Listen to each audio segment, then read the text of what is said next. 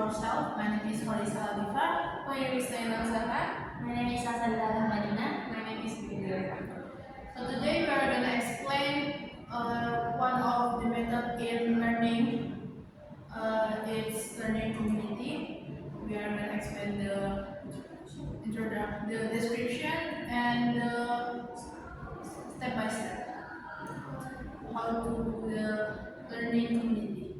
So the first one is we are gonna explain the definition of learning community. Learning community model is an approach where a group of individuals work together to achieve common learning goals.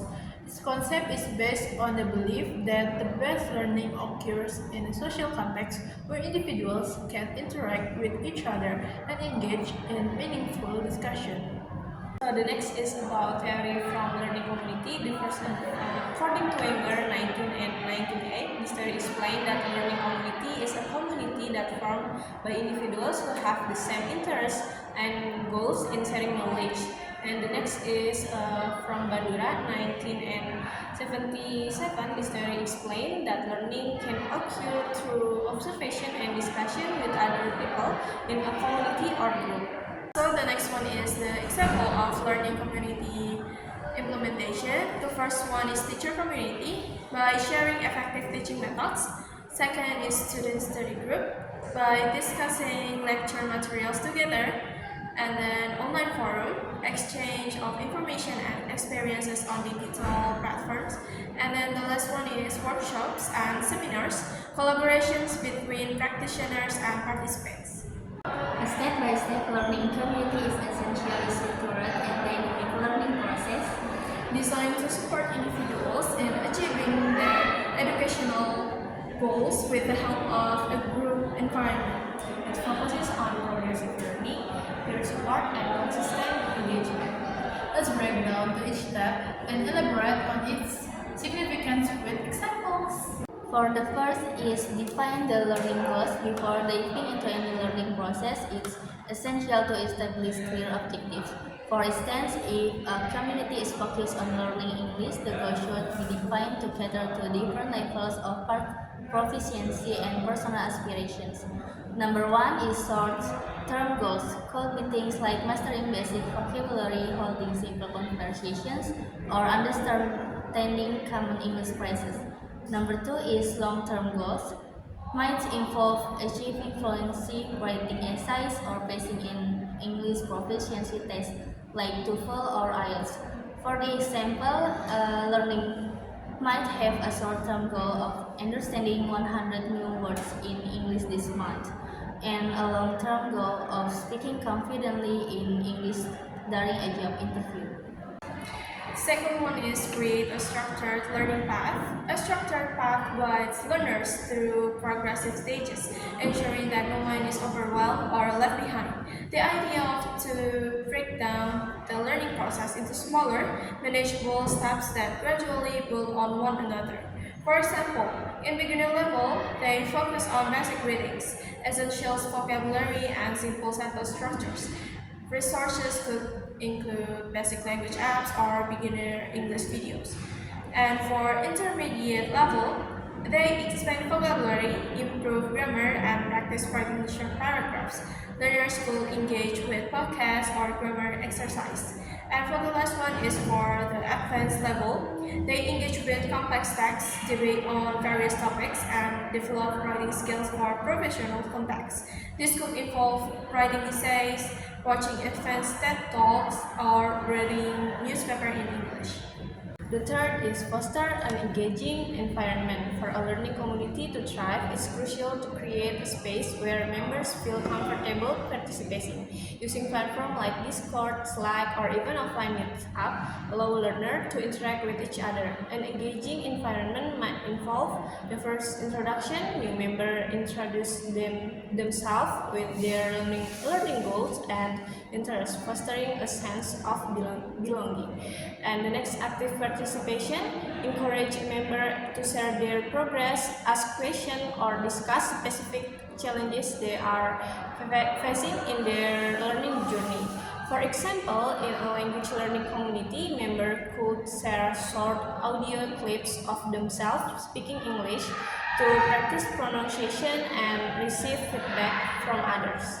The fourth one is encourage collaborative learning. The strength of learning community lies in its ability to foster collaboration.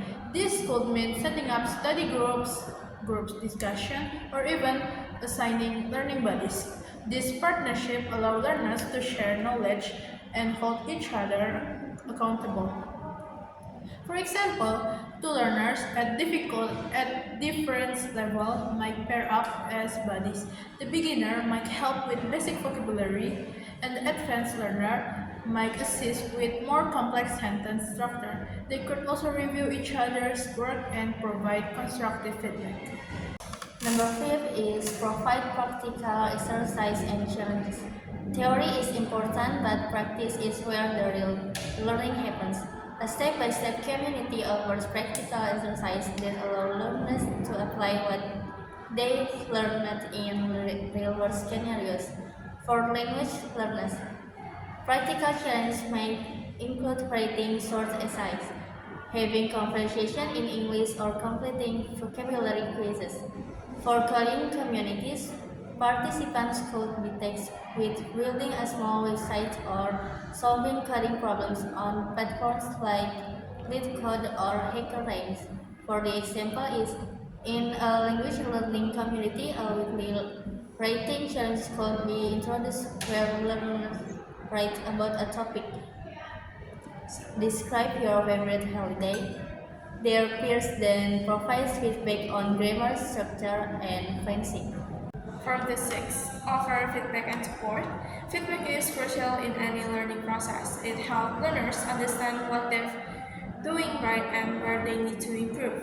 This feedback should be constructive and specific to guide members toward success. Feedback can be provided by mentors, community members, or even through peers reviews.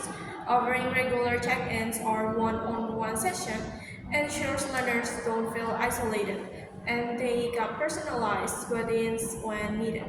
For example, if a member writes an essay, other community members or mentors could provide comments such as, "Your introduction is strong, but the conclusion needs more detail," or "Consider using more transitional words to connect your ideas." For the next step is track progress and celebrate milestone.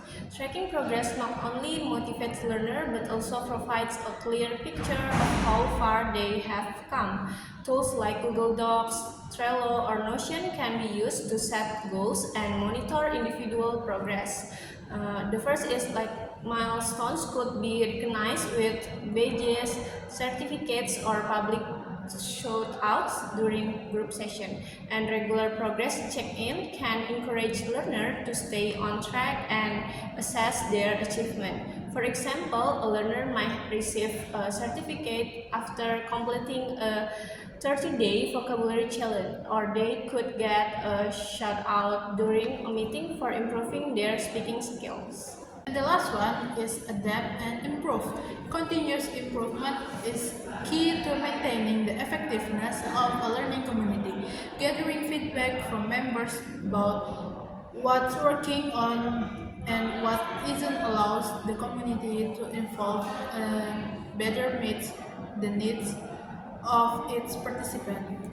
Regular survey or polls can help assess member satisfaction. Based on feedback, the learning material, group activities, or overall structure may be adjusted to ensure the community stay relevant and effective. For example, if learners report that they feel the grammar lessons are too advanced for their level, the curriculum might be adjust to introduce grammar in a more gradual way. For the last is conclusion from the learning community. Learning community is a learning model that involves a group of individuals to achieve a common learning goal. Furthermore, this learning model is used to facilitate collaborative learning and motivate students with the teacher as a supporting role. In addition, the difference with learning together is that it is a learning model with a structured environment with a shared goal. So that's all from us. Thank you for watching. Assalamualaikum.